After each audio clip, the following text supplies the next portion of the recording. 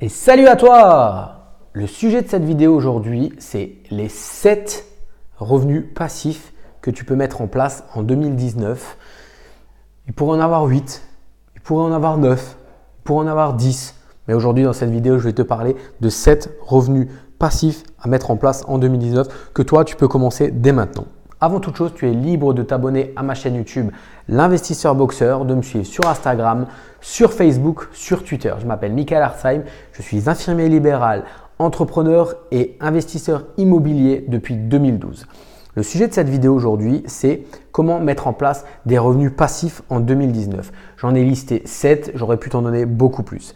Le premier, pour ma part, qui demande le moins d'argent, en tout cas au début, qui peut être mis en place assez rapidement, c'est un business internet. Tu as une passion, les chiens, les chats, la moto, le vélo, peu importe, le foot. Tu peux faire une page Facebook, tu peux faire un compte Instagram, tu peux faire un compte Snapchat, tu peux faire une chaîne YouTube pour 0 €. Il suffit juste d'un smartphone, d'une connexion Internet et de faire exactement ce que je fais. Après, par la suite, il va falloir dépenser de l'argent pour s'acheter un micro-cravate, pour s'acheter un trépied.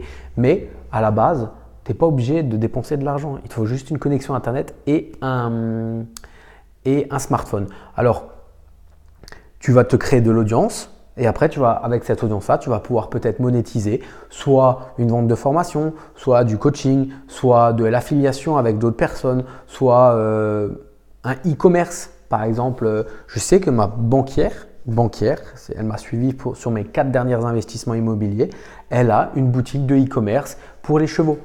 Donc, tous les accessoires pour les chevaux, elle les vend sur Internet.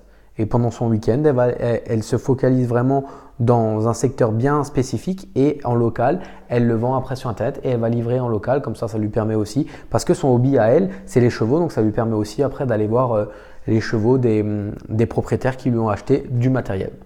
Première idée de business, le business Internet. Vente de t-shirts par exemple. Tu achètes des t-shirts, tu les fais floquer, tu les revends, tu prends une marge dessus par exemple. Deuxième revenu passif en 2019, bien sûr, la chaîne dont je parle, ce que je parle tout le temps, je respire ça, je mange ça, je dors ça, l'immobilier. L'investissement locatif. Pourquoi? Parce que il faut de l'argent, c'est sûr qu'il faut de l'argent, mais tu n'es pas obligé de dépenser cet argent-là pour investir dans l'immobilier. Tu as un capital de base, tu as de l'épargne, tu as de l'argent sur ton livret A, sur ton livret développement durable, sur ton plan d'épargne logement, sur ton compte d'épargne logement et tu vas utiliser cet argent-là pour faire ce qu'on appelle l'effet de levier, c'est-à-dire emprunter. Par exemple, tu as 10 000 € d'épargne, tu vas emprunter 100 000 pour acheter un bien immobilier, pour les rénover. Je te conseille de trouver des biens à rénover parce que ça te permet de dépenser, de plus négocier qu'un bien qui est vraiment dans un bon état. Le fait de faire des travaux t'aide à négocier plus fortement et t'aide aussi fiscalement à déduire beaucoup de frais et tu es moins imposé les premières années de la vie du bien lorsque tu as des travaux. Une fois que c'est lancé, une fois que c'est rénové correctement, une fois que tu as trouvé le locataire correctement, c'est un revenu passif. Alors, la première des choses que je te dirais de faire, c'est d'épargner. La deuxième chose que je te dirais de faire, c'est de te former sur l'immobilier pour éviter toutes les erreurs. Ensuite, une fois que tu as trouvé un bien, une fois que tu l'as négocié, après, il faut avoir une stratégie. Le fait de se former va aussi te donner des stratégies à implémenter. Si tu veux, moi, à la base, au tout début, je faisais de l'immobilier comme le bon père de famille. Je rénovais moi-même, je louais en revenu foncier. Maintenant, avec le temps, avec toutes les formations que j'ai faites, avec les formations que je délivre, avec le coaching que je délivre chez les gens, il y a des stratégies bien spécifiques que j'ai aussi surlignées par rapport à cette vidéo. Par exemple, la division, la colocation, la location courte durée, l'achat d'immeubles. Tu peux faire l'achat d'immeubles avec de la division dans l'appartement ou de la colocation dans l'appartement ou de la courte durée. Alors là, c'est le combo gagnant. Tu achètes l'immeuble, tu divises un appart en 2, tu loues les 2 en meublé, il y en a un autre, tu fais de la coloc et il y en a un autre, tu fais de la location courte durée. Putain, mais alors là, tu te gaves. Tu te gaves. Et sans forcément avoir dépensé ton argent. Par contre, il faut en avoir quand même. Donc, après cette vidéo, fais le point sur tes finances et épargne un maximum. Le troisième idée de revenu passif, quelque chose que je te dis, qui est possible d'avoir en 2019 pour avoir des revenus passifs, bien que en ce moment c'est en train de se casser la gueule, mais c'est la bourse. Alors je ne rentre pas dans les détails parce que je ne pratique pas la bourse et c'est quelque chose où il faut que je me forme, quelque chose où il faut que je m'y mette parce qu'actuellement je n'ai pas le temps de me former et je veux faire les choses correctement. C'est pour ça que je ne rentrerai pas plus dans les détails, mais la bourse c'est aussi un vecteur d'enrichissement énorme. Par contre, il faut aussi de l'argent. Tu ne peux pas aller voir ton banquier et dire j'emprunte pour aller faire de la bourse. Il ne va pas vouloir. Donc business internet, c'est là où tu as le moins d'argent forcément à avoir. L'immobilier, il en faut quand même minimum 10% de l'enveloppe globale que tu vas emprunter. Tu ne vas pas le dépenser, mais il te le faut pour pouvoir négocier chez le banquier. Ensuite, quatrième idée de business de revenus passifs, les paris moyen long terme. Tu ouvres un compte sur Winamax, sur Betclic, sur Unibet et tu peux parier sur du moyen long terme. Alors, tu peux trouver des personnes qui vendent des paris, comme toi, tu peux t'y mettre et voilà, miser sur par exemple Lyon qui termine dans les 4 premiers du championnat de France. Je parle maintenant de foot, mais ça peut être du rugby, ça peut être du tennis. Tu peux parier sur l'équipe de France par exemple qui sortait de phase de poule ou l'équipe de France qui était championne du monde. Tu plaçais cet argent, attention, toujours placer 7% de son capital, pas plus.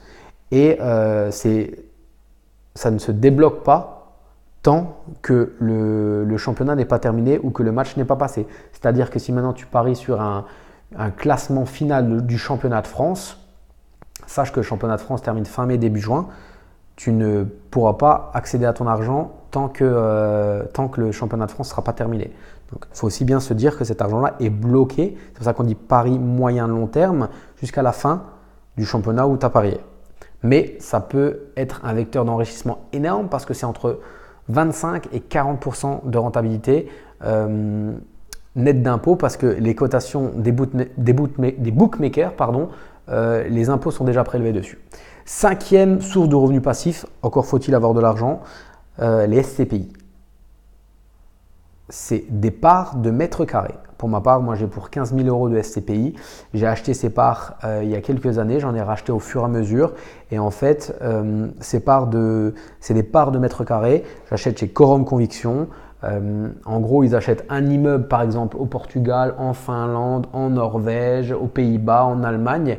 Et toi, tu as des parts de mètres carrés dans ces immeubles. Dans un immeuble, dans l'autre immeuble, ils ont un parc immobilier européen.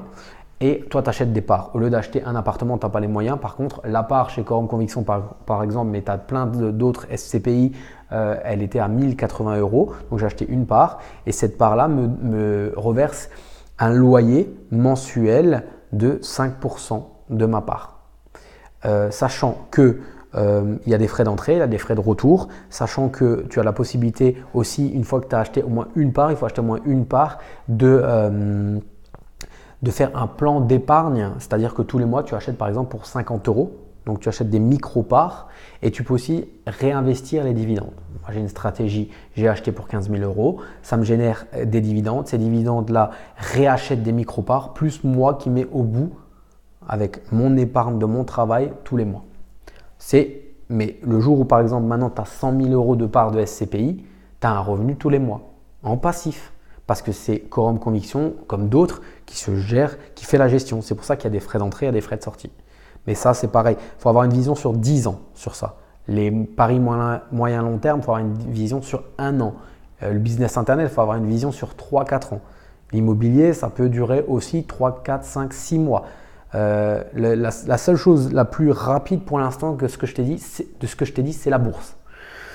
Ensuite, tu as les private equity. Alors, c'est un investissement le plus risqué qui existe.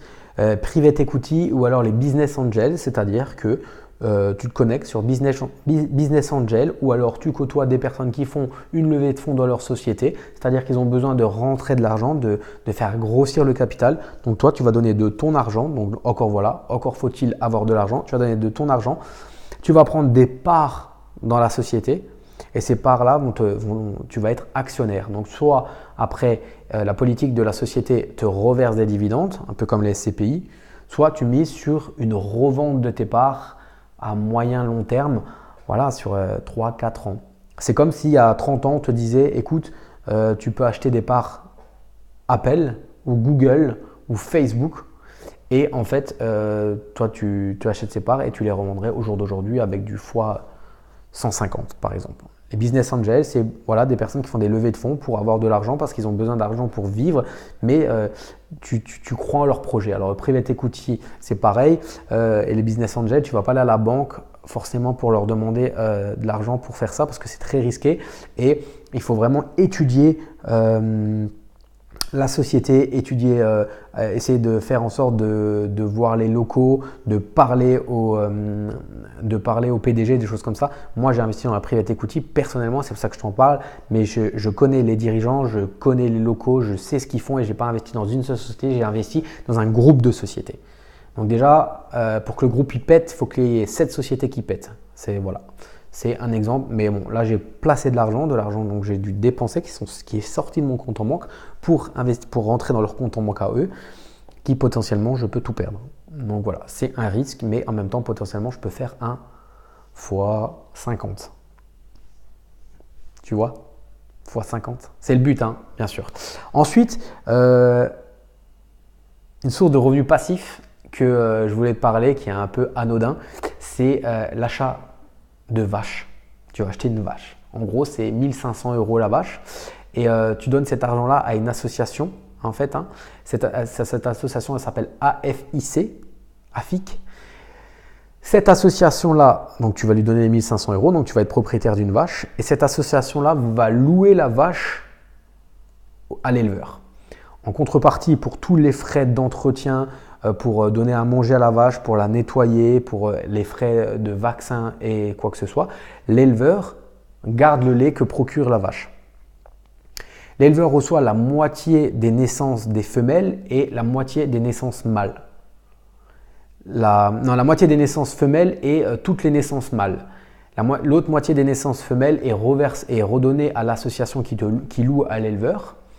Et tu as un avantage fiscal de 10% les 10 premières années sur tes revenus. En fait, tu peux déduire 10% de tes loyers des vaches aux éleveurs. C'est pas mal, c'est une bonne source de diversification. En moyenne, en 5 ans, tu as remboursé les 1500 € d'abord. Voilà. La conclusion de cette vidéo, en fait, c'est à part le business internet, il faut quand même de la thune, quoi. Il faut quand même de l'argent. Donc tous ces vendeurs de rêves qui te disent que tu y arrives sans argent, c'est faux.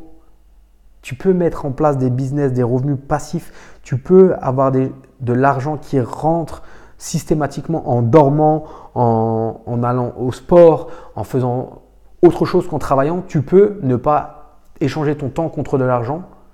Mais à la base, au tout départ, à moins d'avoir hérité ou des choses comme ça, tu as besoin d'argent, donc tu as besoin de travailler. Donc tu as besoin d'apprendre à l'école, tu as besoin d'avoir un CDI, tu as besoin d'avoir de l'épargne. Pour avoir de l'épargne, il faut avoir un travail. Pour que la banque te prête, il faut avoir un travail et un CDI. Donc, bosse d'abord, épargne et investis au fur et à mesure. Et plus tôt tu le fais, plus tôt tu vas récolter les fruits et plus vite ça sera facile. Donc voilà, j'espère que cette vidéo t'a plu. En tout cas, à part la bourse et les vaches, tout ce que je t'ai expliqué, je le fais, je le mets en place. Ça paye de mieux en mieux, ça paye de plus en plus. Les vaches, je vais m'y mettre. J'aurais pu aussi te parler de crowdfunding immobilier avec Homunity. J'avais déjà fait une vidéo sur le sujet là. Donc voilà, n'hésite pas. Si tu veux en savoir plus, je t'ai mis aussi en lien dans ma bio une formation où tu reçois une vidéo tous les 3 jours où je te donne les secrets que j'utilise dans l'immobilier. Voilà, tu es donc libre de me suivre sur YouTube. Tu es libre d'appuyer sur la petite cloche pour recevoir les notifications quand je mets une nouvelle vidéo. Tu es libre de me suivre sur Instagram où je délivre beaucoup de contenu. J'essaie de faire 1 ou 2 lives par jour en moyenne et Facebook, Twitter, Instagram. Voilà. Je te dis à bientôt pour de nouvelles aventures immobilières et du mindset. Salut!